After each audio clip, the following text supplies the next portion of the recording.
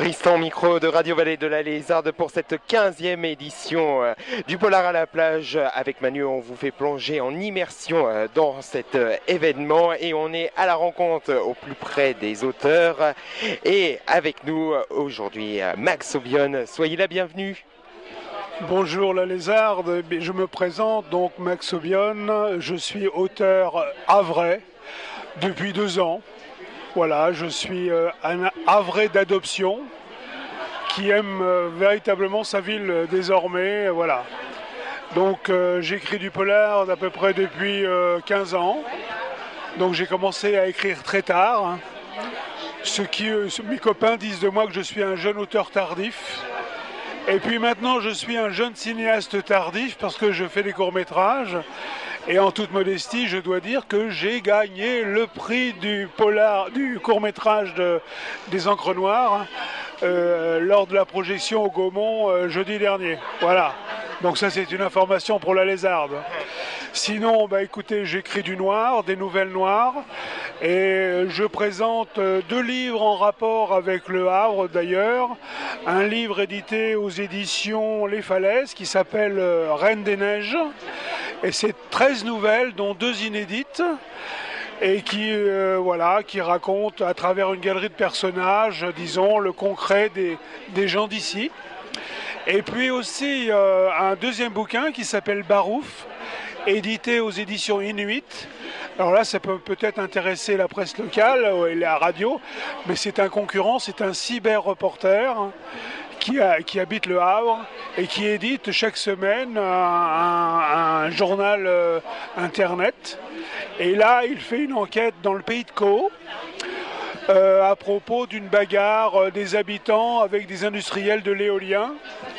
Voilà, donc il part avec sa moto, il va enquêter là-bas et il va rapporter des histoires. Bon, ça se passe toujours pas très bien avec les malfaisants, mais voilà. Donc, alors c'est une histoire inspirée d'une affaire réelle. Et j'ai appris il y a quelques jours que l'association qui avait intenté un procès a gagné devant le Conseil d'État.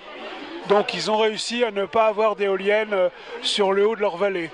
Voilà, donc c'est un petit roman ancré dans le réel, un petit polar. Voilà, sinon il y a bien autre chose. Somme toute efficace en tout cas. Alors tout d'abord, au nom de l'équipe de Radio de Vallée de la Lézarde, on vous transmet déjà nos félicitations pour ce prix justement, pour cette fiction. Donc voilà, artiste pluridisciplinaire du coup. Donc ce film est visible sur Internet. Donc il y a un site dédié à ce court-métrage qui s'appelle lh.net, LH comme E2LEHACHE.net. Voilà. Donc là vous pouvez le voir sur ce site internet. Voilà, lh.net, retenez bien ce nom. Alors du coup, avec tout cela, c'est votre première participation à ce festival ? Alors c'est ma première participation, effectivement. Je suis membre aussi du collectif des Encres Noires. Donc voilà, c'est le 15e, c'est important.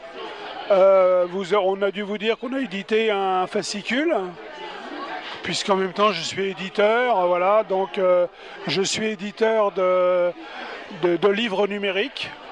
Donc j'ai une petite maison d'édition qui s'appelle SCA. Donc skaediteur.net. Donc nous avons 400 titres à notre catalogue, voilà, donc nous éditons du noir et du rose. Voilà. Je disais donc que le numérique, du coup, on va dire, vous a beaucoup inspiré, puisqu'on parle de Reporter 2.0 notamment. Et du coup, c'était pour savoir, ça vous inspire justement cette nouvelle forme de vie pour tout cela. Pour l'édition. Pour l'édition. Effectivement, moi je suis un éditeur papier et un éditeur numérique. Le numérique n'a pas vocation à supplanter le papier.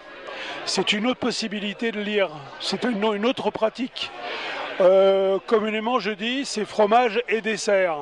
C'est-à-dire, on lit un livre papier parce que c'est plaisant, mais on peut lire aussi un livre numérique dans d'autres circonstances, en voiture, en avion, en vacances, voilà. C'est une autre manière de stocker, de lire, voilà.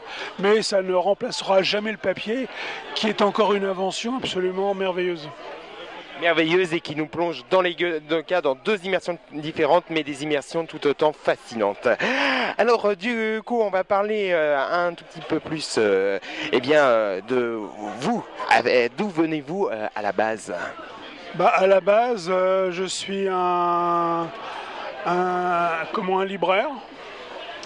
Effectivement, puisque vous avez débuté dans la vie professionnelle comme apprenti libraire. Libraire, après j'ai été comptable, après j'ai été magistrat, j'ai été directeur des affaires culturelles, et puis me voici à la retraite, romancier, nouvelliste, cinéaste.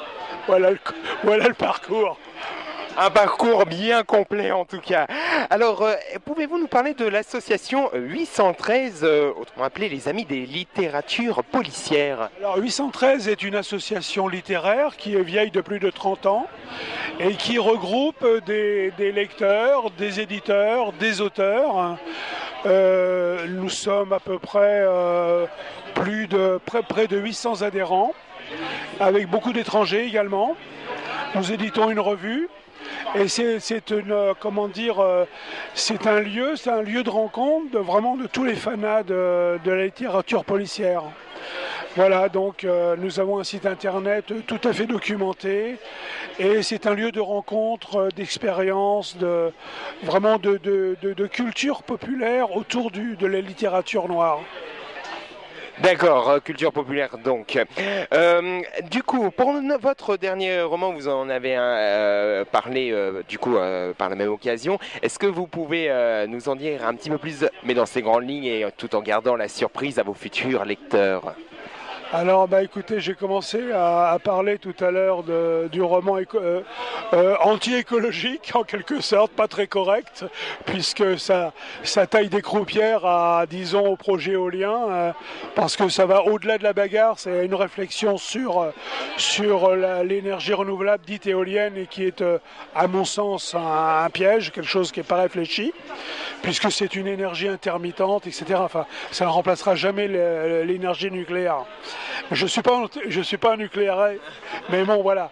Donc il y a sans doute d'autres formes d'énergie renouvelable à chercher, notamment du côté de la géothermie et du côté des hydroliennes, l'énergie sous-marine. Voilà. Alors sinon, moi je pourrais vous parler peut-être du roman qui a été réédité, qui s'appelle Scar Life. Et c'est un roman qui se passe aux États-Unis. Donc un roman sans doute le plus ambitieux que j'ai jamais écrit et qui a été distingué il y a quelques années parmi parmi les 5 meilleurs romans noirs en 2010.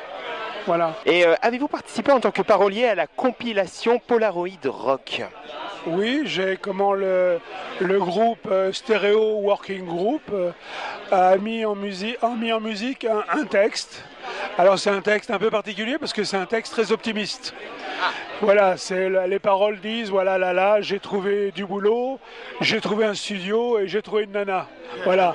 Donc dans le contexte actuel, c'est une chanson très optimiste et le Working Groove qui fait du groove et du funky donne beaucoup de joie à ce morceau. Voilà. Donc lors du concert, ça a été merveilleux. Voilà, et c'est vraiment un groupe sympa. Très sympa. Et du coup, c'est un petit peu un contre-pied justement à ce qu'est Polaroid Rock. Voilà, un peu la morosité, les choses un peu dures, noires, voilà. C'est ce que je voulais faire.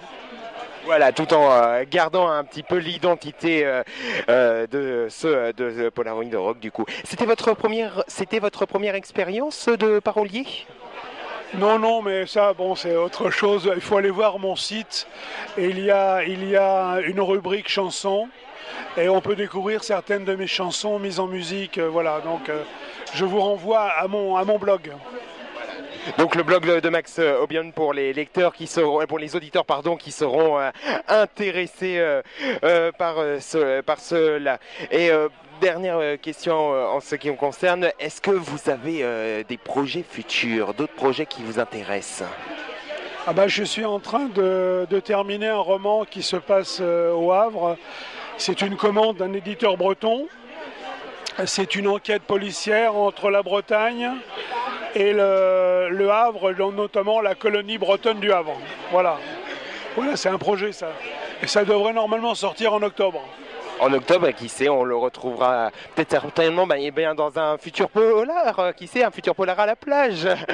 En tout cas, merci beaucoup Max Aubion, j'ai pris plaisir d'être avec vous en vous souhaitant un excellent polar et puis qui sait, peut-être à une prochaine. Merci à vous aussi, au revoir, bientôt.